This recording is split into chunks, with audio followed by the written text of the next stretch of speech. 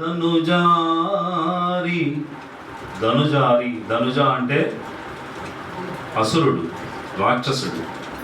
హరి అనగా శత్రువు. రాక్షసునికి శత్రువు ఎవరండి?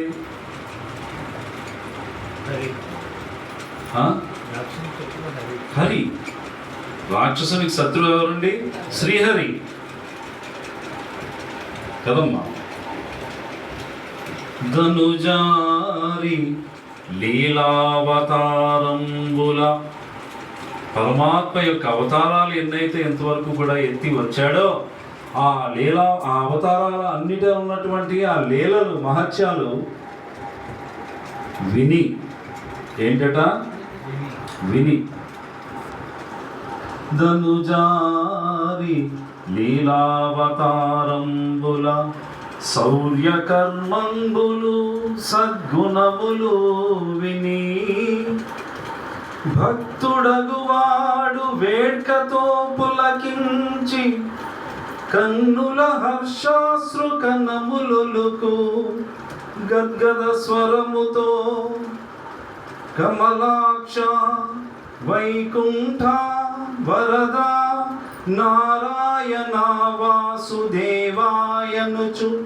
నొత్తిలి నాడు పాడు నాక్రోశించునగు జింతనము సేయు నతియొనర్చు మరులు కొనియుండు తనలోన మాటలాడు వేల్పు సోకిన పురుషుని వృత్తి తిరుగు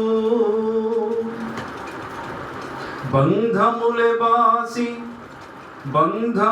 బాసి అజ్ఞాన పటలిగాల్చి విష్ణు ప్రాపించు తుది భక్తి వివసుడగుచు.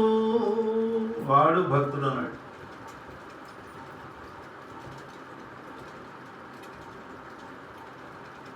పరమాత్మ యొక్క దివ్య అవతారాలలో ఉన్నటువంటి లీలలు, విశేషాలు, విషయాలు వినేటటువంటి భక్తుడట, నిజమైన భక్తుడు అనబడేటటువంటి వాడట ఏం చేస్తాడట? హర్షాశ్రు కనములకు ఆనంద బాష్పాలు కనుల నుంచి వలవల కారిపోతాయి.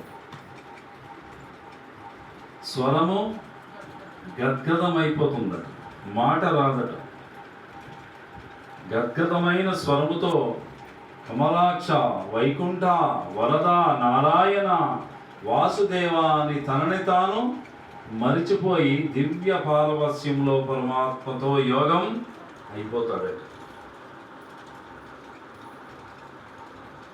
ఆ పారవస్యంలో ఆడతాడట, నాట్యం చేస్తాడట, ఏడుస్తాడట, దొర్లుతాడట, పిచ్చివాని వలె నవ్వుతూ ఉంటాడట, నమస్కారం చేస్తూ ఉంటాడట.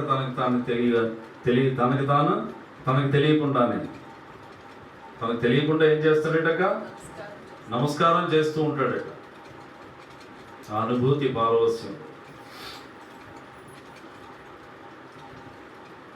తనను తాను మైమరిచిపోయినటువంటి దశలో వేల్పు సోకిన పురుషుని వృత్తి తిరుగు, దెయ్యం పట్టిన వాని వలె పరిభ్రమిస్తూ ఉంటాడు. చూడండి ఎలాంటి పదాలు వాడాడు. ఎవరండి మాస్టారు? భక్త ప్రహ్లాదుడు. ఎవరు చెప్తున్నారు ఇది? భక్త ప్రహ్లాదుడు చెప్తున్నాడు శ్రీమద్ భాగవతం.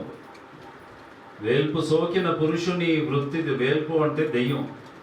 వేల్పు సోకిన పురుషుని వృత్తి తిరుగు, దెయ్యం పట్టిన వాని వలె తిరుగుతూ పరిభ్రమిస్తూ ఉంటాడు సాధు మహాపురుషుడు. ఇలాంటి పారవస్యంలో ఉన్నటువంటి ఆ భక్తుడు తనకు తెలియకుండానే అగ్నితో సంయోగాన్ని కుదుర్చుకున్నటువంటి కట్టెలన్నీ కూడా ఏమవుతాయండి? భస్మమైపోతాయి, బూడిదిగా మారిపోతాయి. కర్మశేషములన్నీ కూడా ఏమైపోతాయండి? బూడిదైపోతాయండి. బంధములే బాసి అజ్ఞాన పటలిగాల్చి, కొటుమిలో పెట్టు బంగారు వలె ఆ బంగారంలో ఉన్నటువంటి మడ్డి మలినము అంతా కూడా ఆ దివ్య పారవస్యం అనేటువంటి అగ్నిలో కాలిపోయిందట, భస్మమైపోయిందట. స్వప్రకాశంతో ధగధగా మెరిసిపోతూ ఉందట. అలాంటి భక్తుడు అలాగ మెరిసిపోతూ ఉన్నాడట. విష్ణు ప్రాపించు తుది భక్తి వివసుడగుచు, అలాగ మోక్షధామాన్ని చేరుకుంటాడట సాధు మహాపురుషులు.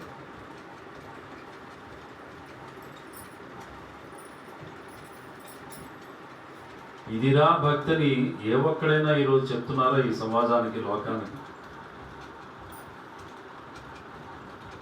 సాధు మహాపురుషులు మొన్న